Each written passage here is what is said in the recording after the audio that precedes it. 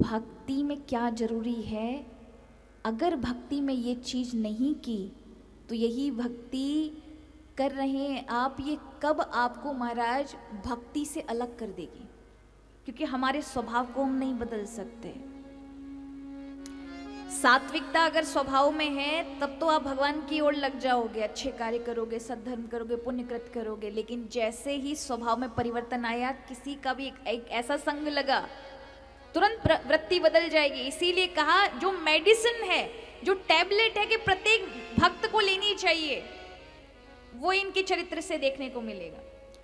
अब इन्होंने सब कुछ त्याग दिया, चक्रवर्ती नरेश है, अपना राज्य त्याग दिया, पत्नी बच्चे त्याग के ये आ गए नेपाल और गंडकी नदी के पास भगवान का भजन कर रहे हैं। 12-12 घंटे हो जाते एक आसन पर बैठ करके समाधि में। एक दिन सुबह स्नान करने के लिए जाते हैं, सूर्य भगवान को अर्घ दे रहे थे, तभी इन्हें अचानक एक स्पर्श का महसूस हुआ, अनुभव हुआ कि कोई मेरे से टकराया। उनका नेत्र खुले तो देखा वह एक छोटा सा हिरण का बच्चा बह रहा है, क्योंकि एक शेर ने दहाड़ मारी तो वहां गर्भवती हिरणी पानी पी रही थी। उसने छलांग लगा दी, वो तो मर गई लेकिन उसका गर्भस्थ शिशु बाहर आ गया भय के कारण, और वो बह के जा रहा था। पानी में खड़े हुए भरत जी जब भगवान को अर्घ दे रहे थे, सूर्य भगवान को, उनसे जाके टकराया, उन्होंने अनदेखा कर दिया। वो उनसे टकरा के आगे बहने लगा। मन में आया मैंने संसार को छोड़ा, मुझे किसी में नहीं फंसना, लेकिन आंतरिक में भगवान की जो गुण है, दया, करुणा, उसने झकझोरा, मेरे अलावा यहाँ कौन देख रहा है, भगवान ने ही मुझे इसके लिए निमित्त बनाया, इसको बचाओ। मेरे नेत्रों के माध्यम से भगवान ने दिखाया है, बचाया, लेकर आए। दया बुरी बात नहीं, हमारा दया होनी चाहिए मानवों में। अगर हमें दया और करुणा नहीं रही तो हम बेकार हैं, राक्षस की तरह हैं। किंतु दया कभी कभी हमारे लिए कितना बड़ा बंधन का कारण बन सकती है, यदि उसमें ईगो आ जाए, अहंकार आ जाए। मैंने किया, मैं नहीं करता तो कैसे होता, ये चीजें जो हैं ये फंसा लेंगे। पाल लिया हिरण को, अब उसके घास फूस की, उसकी रक्षा की हमेशा चिंता बनी रहती थी। जिसने सब छोड़ा आज हिरण को नहीं छोड़ पा रहे। जप भी करते हैं तो वो हिरण वहां बैठा है तो उसी के ऊपर मन लगा रहता है, कहीं कोई उसे खा ना जाए। और जैसे वो सुंदर सा हिरण उनकी ओर देखता है तो उनका मन करता है कि अभी आ जाए, मेरी गोदी में बैठ जाए। इतने आसक्त हो गए उस पर। एक दिन भजन कर रहे थे, उसी समय वो हिरण एक हिरणों के झुंड में निकल गया, नहीं आया। ये उठे, समाधि में से देखा, कहाँ गया हिरण, कहाँ गया, पागलों की तरह घूमने लगे। वृद्ध अवस्था पूर्ण थी, मृत्यु निकट आ पड़ी। मृत्यु का सामने से ऐसे प्रत्यक्ष दर्शन हुआ कि मरने वाले हैं, गिर पड़े। तभी इनके मन में ऐसा भाव जागा, हे भगवान, मैंने अपना पूरा जीवन आप में लगाया और अंत में एक विषय के चक्कर में, एक हिरण के चक्कर में मेरा ध्यान आपसे हट गया। जैसे तैसे सब जगह से हटा के अपना मन भगवान में लगाया, अचानक वही हिरण सामने दिख गया। देखिए महाराज, हमेशा याद रखिए, हमारे हृदय के अंदर अनेकानेक वासनाएं हैं और माया, भगवान की योग माया सब जानती है। कोई भी एक वासना किसी न व्यक्ति, वस्तु, किसी भी चीज को सामने रख देगी जिसमें आप फंस सकते हैं। आपको नहीं पता, आपको लगता है कि आप सबसे ऊपर उठ चुके हैं, किंतु योग माया जगत जननी हमारी माँ है। माँ सब जानती मेरा बच्चा कहाँ आकर्षित हो सकता है, क्या इसकी कमजोरी है। ऐसा मत समझना कि माया दुश्मन है, माया दुश्मन नहीं है महाराज, वो भगवती जगत जननी है हमारी।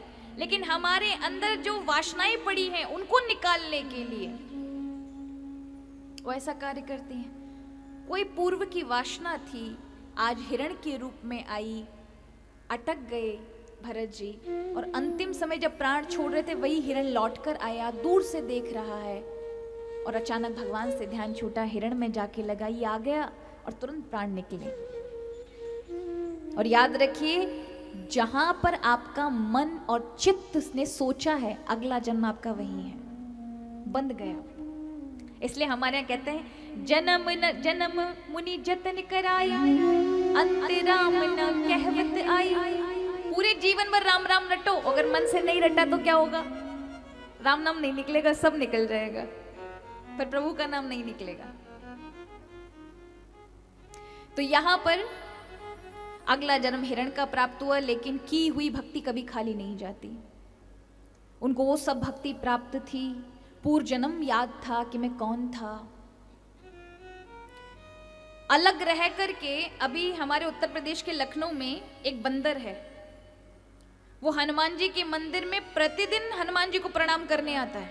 प्रतिदिन उसका सांझ का समय 7 से 8 के बीच में आएगा और आके प्रणाम करेगा, ढोक लगाएगा, परिक्रमा करेगा।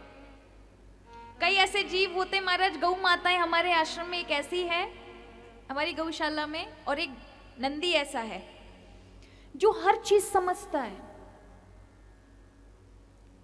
एक बार उसको पैर में चोट आ गई तो चल नहीं पा रहा था, और जैसे ही एम्बुलेंस आई उसको ठीक कर ले जाने के लिए डॉक्टरों के पास, वेटनरी कॉलेज, तो खुद ही चल करके, मतलब 4 लोग मुझे चढ़ाएंगे न जाने, क्योंकि ग्वाले वाले आने में टाइम लगता है, वो इधर एक दूसरे को आवाज देते हैं, वो खुद ही जाके चढ़ गया। तो उसकी ये समझदारी देख के मन गदगद हो गया, देखो इसको समझ है। ऐसे धीरे धीरे चल करके, मतलब वो लोग आते तब तक तुम्हारा वो चढ़ चुका था। कई बार हमारी जब कथाएं शिव महापुराण कोविड में हमारे आश्रम पे हुई, तो हमारी एक गैया जिसको हम श्यामा बोलते हैं, वो वहीं पर कान लगा करके कुछ नहीं खाती थी, वहां सुनती रहती थी। सांझ के समय जब होता था तब भोजन करती, सुबह के दिन के समय नहीं करती थी। कथा के ऊपर ध्यान उसका। तो ऐसा कई बार देखने को मिलता है। कई बार ऐसे तोतों को देखा है, छोटे छोटे तोते जो होते हैं, यजमान परिवार रख देता है उनको समक्ष जबरदस्ती, जबकि हमारा साउंड वगैरह है, इनसे तकलीफ मिलती है इनको, ये अपराध है। पर नहीं, हमें तो रखने ही है, चाहे टॉर्चर करो पक्षियों को। यहां भी रख दिया हो तो हटा देना महाराज। आप देख रहे हो, इसका मतलब है होगा। साउंड सिस्टम है चारों ओर, आप खुद समझिए, ये तकलीफ देना है। सुख का मतलब ये नहीं कि आपको तोते रखने ही हैं। सुख का मतलब है, शुकदेव ऋषि हैं, वो भागवत जहां है वहां व्यास भगवान, शुकदेव ऋषि, सूजी मां सब होंगे। आवश्यकता नहीं कि आप किसी को पिंजरे में बंद करके फिर उसको शुक माने। ऐसा करना गलत है, अपराध है। तो कई यजमानों का भाव होता है कि नहीं नहीं होना चाहिए, तोता सामने हो। कई बार उनके ऐसे कान बहरे हो जाते हैं। चलो शुकदेव ऋषि ने खुद नहीं याद दिलाई होगी, मैं तो कोई प्रिपरेशन करके आई नहीं थी। कई चीजें हमारे उसमें हो रही होती है तो ठाकुर जी खुद ही बुलवा देते हैं ना। तो इन्हें यहां मत रखो, उन्हें थोड़ा सा साउंड से दूर रखो, नहीं अपराध कर देंगे आप। एक बार और मैंने कहा था, हमेशा मैं अपनी कथाओं में ये कहती हूं, अगर आपके कान में जितनी कैपेसिटी नहीं है आपको साउंड सुनने की, उतना ज्यादा सुना दिया ना, आपके दोनों कान बहरे हो जाएंगे। ठीक है? ये पक्षी हैं, जीव हैं, हमारा व्यवहार इनके साथ कैसा होना चाहिए इस बात का भी ध्यान रखें। अगर हमारे चित्त में इतनी सी भी दया नहीं है तो मनुष्य नहीं है, हम असुर हैं। इसलिए मैं पक्षियों का भी विशेष ध्यान रखना चाहिए। भगवान का स्वरूप है, शुकदेव तो महाराज किसी भी स्वरूप में आ सकते हैं, और भागवत जी जहां है वहां भागवत के रूप में साक्षात उपस्थित होते हैं। तो हम कष्ट किसी पक्षी को, किसी को ना दें। आगे भी कथाओं में आप माने ना माने, मेरा कहने का धर्म है, क्योंकि मुझे व्यासपीठ भगवान ने इसीलिए प्रदान की है।